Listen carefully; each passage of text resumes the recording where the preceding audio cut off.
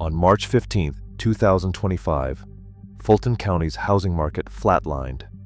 Closed home sales nosedived from 120 to 42 in a week, while the MLS system crashed at 2:36 p.m.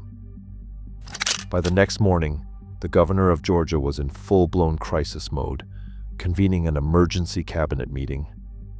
How could a real estate freeze, revealed by a single spreadsheet, trigger statewide panic and a scramble for answers at the highest level?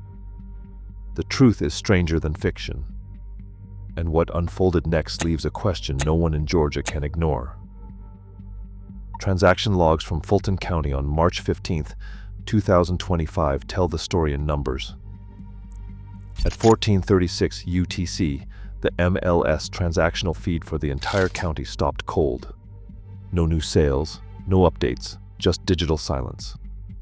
The outage log saved as outage log Fulton 2025-03-15.txt records a critical outage that lasted nearly 19 hours, paralyzing the region's largest housing market. In the span of a single week, closed sales cratered from 120 to just 42, a collapse captured in the Gamsel Fulton 2025-0321.csv export. Days on market, a key measure of market health, jumped from an average of 17 to 31.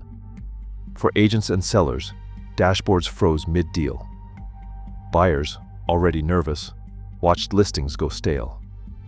The MLS officer's terse statement summed up the chaos. Transaction ingestion failure. All Fulton feeds suspended. No one could say if the freeze was a glitch, a cyber attack, or something larger. But the numbers left no doubt. Fulton's market was locked, and the ripple effects would reach far beyond a single spreadsheet. Governor Brian Alexander's office moved with rare speed. On March 16, 2025, a formal press release numbered GOV 2025-0316 declared a state of emergency for Georgia's housing market. The statement captured the mood across the state. Persistent gridlock in Georgia's housing market poses a clear and present danger to families and our economy. In response, I am declaring a state of emergency, effective immediately, to unlock resources, stabilize communities, and restore confidence for every Georgian affected by this housing freeze. Inside the Capitol, the governor's executive team gathered just after dawn. The meeting log MM 2025-0316 records: every seat filled. The state labor commissioner, the head of community affairs, the emergency management chief, the treasurer, economic advisors, and the president of the Georgia Realtors Association. The agenda ran long, over 2 hours, scrutinizing the freeze's fallout and the wider economic climate. The team pored over the latest numbers. The 30-year fixed mortgage rate had leapt to 6.75%, its highest point of the year. Unemployment, steady at 3.6%, now carried a shadow of uncertainty as housing-linked jobs faced sudden risk. With mortgage rates spiking and the transaction pipeline stalled, the governor demanded a forensic audit of the outage and called for immediate coordination with federal regulators. The emergency order unlocked reserve funds for housing stabilization and mortgage relief. For the first time in years, every department was pressed into action before a single home could be sold. The sense of urgency was unmistakable. This was not just a market hiccup, but a threat to the economic foundation of the state. Solar wind readings from the AC. Spacecraft at L1 spiked. Late on March 21, 2025. At 1800 UTC, telemetry showed wind speeds climbing to 600 kilometers per second with plasma density at 8 particles per cubic centimeter, and the interplanetary magnetic field swinging south to -12 nanotesla. The Soho-Lasco instrument confirmed a coronal mass ejection, CMEID 202503 17-01. Launched days earlier, now arriving at Earth with a measured speed of 650 kilometers per second. NOAA's Space Weather Prediction Center issued a G2 geomagnetic storm warning in Bulletin W, ATA 50 number 82, just after 1830 UTC. The KP index, a global measure of geomagnetic disturbance, hit 5 at that hour, the threshold for a moderate storm. By midnight, solar wind had intensified to 650 kilometers per second, and the KP index peaked at 6.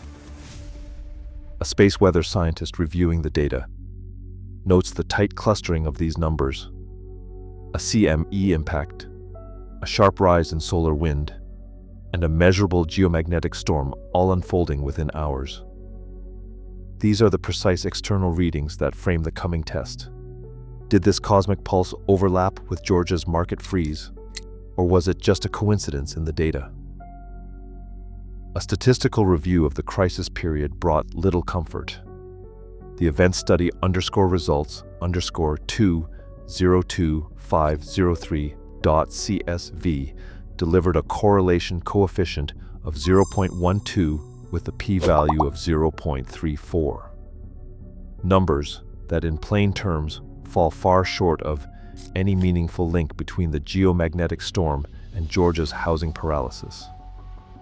For those searching for a cosmic culprit, the data offered only static.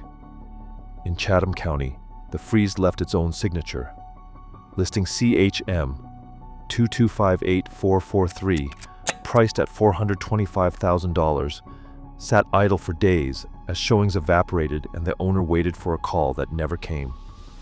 The county housing official described the silence as unnerving. By March 22nd, the property's days on market had doubled its neighborhood average, and the price was quietly trimmed in a bid to attract buyers who no longer seemed to exist. Meanwhile, a Georgia power outage request identified as GP REQ 202-503-24 surfaced in the same window, raising questions about whether local infrastructure failures compounded the uncertainty. Yet, the broader analysis remained unchanged. No single outage, no statistical anomaly explained the sudden deep freeze. The numbers had been brought to trial, but the verdict was inconclusive. For every pattern in the data, there were open questions left hanging, and the search for answers would need to go deeper. Today, critical systems remain vulnerable to forces we barely understand. As digital and natural worlds collide, one outage can spark chaos. Our blind spots aren't just technical, they're existential.